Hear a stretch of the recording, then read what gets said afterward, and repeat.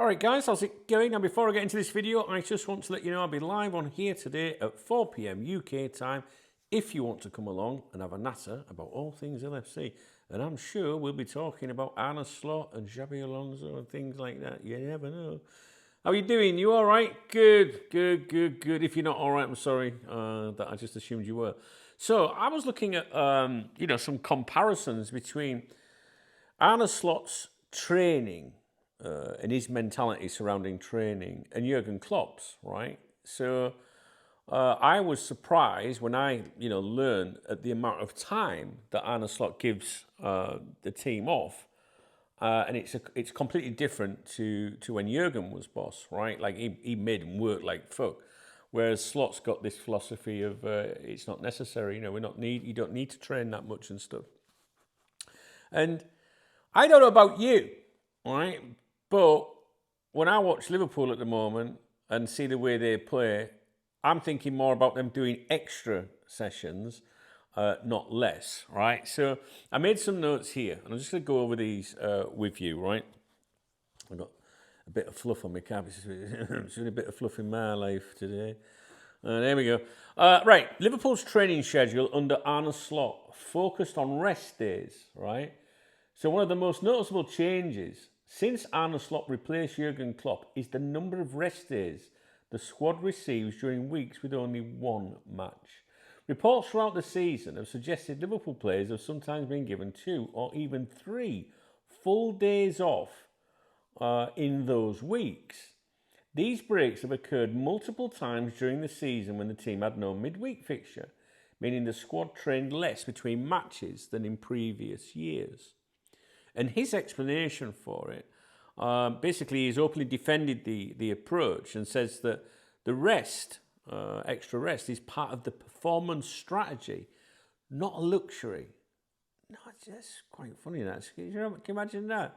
Saying to your boss at work and that, saying, no, if you give me an extra day off, it's not a luxury, it's part of my performance strategy to make sure I'm fit and alert for work purposes. Arne Slot said, for 7 or 8 months, they've hardly had any days off. When you can give them a few days off, well, it's necessary for them to be in the best possible way. At the time, he was talking about a game on Sunday. So he said it's necessary for them to be in the best possible way for Sunday and for the weeks after. So his philosophy focuses heavily on recovery, freshness, and injury prevention.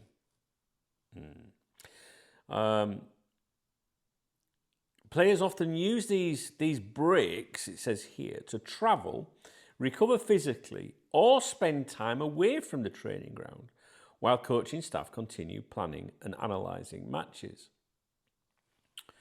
Now, the differences from when Jurgen was at Anfield, the Klopp era, if you like, former Liverpool coach Jordan Fairclough described the contrast between the two eras. Under Klopp, training periods could be extremely demanding. Klopp was ruthless with training schedules, he said. There could be 10, 12, 14, even 18 days in a row without a day off. A day off, not 2 days off or 3 days off, but 1 day off. Under Slot, the structure has changed significantly. Training sessions typically last around 90 minutes or less. More recovery days are scheduled during lighter weeks. Sessions are less physically intense overall. And there's a greater use of sports science data to manage player workloads. Players are sometimes pulled out of sessions early if performance data shows they've already reached the required workload. Sports science approach. Performance analysts say Slot system treats rest as a tactical tool rather than a reward. I'm going to say that to her later when she comes in tonight, when I have to kick back on the sofa and she'll say, have you not done any work? I go, nah, it's rest day, it's tactical. It's just because you're a lazy cut.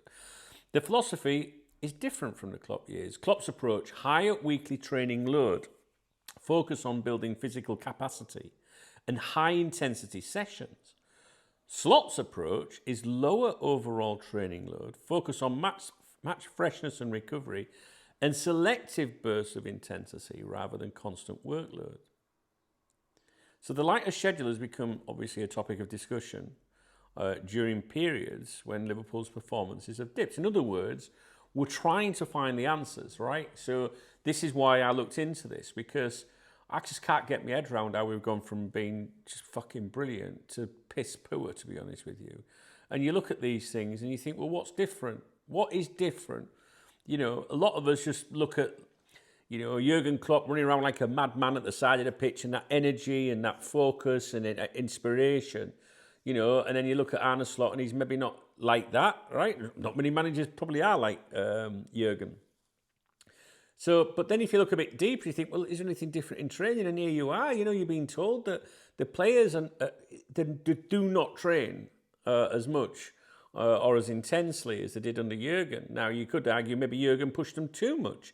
This is a big criticism of Xabi Alonso at Real Madrid, why the players there wanted rid of him. They said he was too demanding, too much detail going into match analysis and preparation. Can you believe that? Too much detail and too demanding, all right? And I don't know about you, but when the team is not playing well, the last thing I would be doing is giving them time off or reducing that time. It's just not acceptable to me. I don't know. Some analysis have questioned whether too much rest could affect sharpness, rhythm, or match fitness. What it does in my life, if I sit around doing fuck all, you're just like that, aren't you? Do you know what I mean? I mean, I'm not comparing like world, you know, top elite athletes to me, like, but I'm just saying, too much rest can affect sharpness, rhythm, and match fitness. Others argue that the strategy helps prevent injuries and keeps players fresh over a long season. Well, I'm not so sure about the injury thing, like. So the key point: the increased rest days are not accidental, and they are part of a deliberate sports science strategy introduced by Arne Slot, representing a clear shift away from the high-intensity training culture associated with the Klopp era. What do you think about that? What do you think about that? You know, this Liverpool team, guys, it looks dead to me, and I've been saying that since last year. I'm sure it was last year. I don't even know when I was away. I remember just being away, watching telly in a boozer, watching one of the games, thinking it. I remember saying to you guys, like, I see 11 players, I don't see a team, and I don't know. I just wanted to bring it to your attention. Maybe some of you aren't aware of that, you know. But I think it's when things are not right, you need to look at things and go, well, what's changed then, you know? And here we have it. Certainly a lot less emphasis on. Training and really pushing the players, you know. So anyway, I welcome your thoughts on it. For those of you, you know, I'm going to be saying this quite a bit, you know, because people ask me my opinions all the time, and it is purely opinion. I'm still of the opinion that Arne Slot will not be at Liverpool next season, and I wouldn't rule out Xabi Alonso as being his replacement. A lot of things affect those situations, but that's where I am with it, and I've been consistent with that for some time.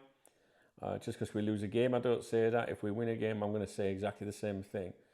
I mean, look, bar a miracle, you know, like winning the Champions League or something, then maybe, you know, but I genuinely think that, you know, he's not going to be at Liverpool next season, and I think that there's things going on behind the scenes with Xabi Alonso, but who am I to say? All right, and I base my opinions on a lot of things.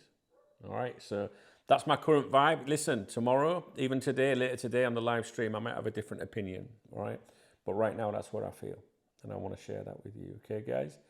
I'm going to sign off. See you at 4 o'clock. If you enjoyed the video, if you found it informative at least, please thumbs up the video. Please drop me a comment. Here comes the grift. There's a love heart under my video if you'd like to support the channel. It's called a super thanks, and I always give a shout out to everybody that does that. Without the super thanks revenue, the super chats, the channel memberships, I couldn't do this channel. So it'd be very much appreciated if you're in a position to support me and you want me to do a lot more videos for you and hang around for a few more years, health permitting, then please do support the channel that way. There's 3 links in the video description as well. There are alternative methods of supporting me. You know that Revolut is my beer kitty. It's empty. but Saturday's a long way off at the moment. And of course, we have the VIP membership. This is the VIP members website behind me. So if you love Cop Talk TV, you'd love the VIP members website, because that's where we all hang out 24 hours a day, every day of the year. All right, guys, let me know what you think about training under Slot versus Klopp. I'd be really interested to see what you think about it. Me personally, I'd be beasting them, you know what I mean? I would honestly take time off. And honestly, I remember, previously, like, going away and we're going to go, where did they go? Was it Dubai or somewhere like that? I can't remember. Fuck it, what sort of attitude was that? Season hadn't even finished. Yeah. Oh, well. It's a miserable time to be a Liverpool fan, but better times are coming, I'm pretty certain of that. All right, guys, take it easy.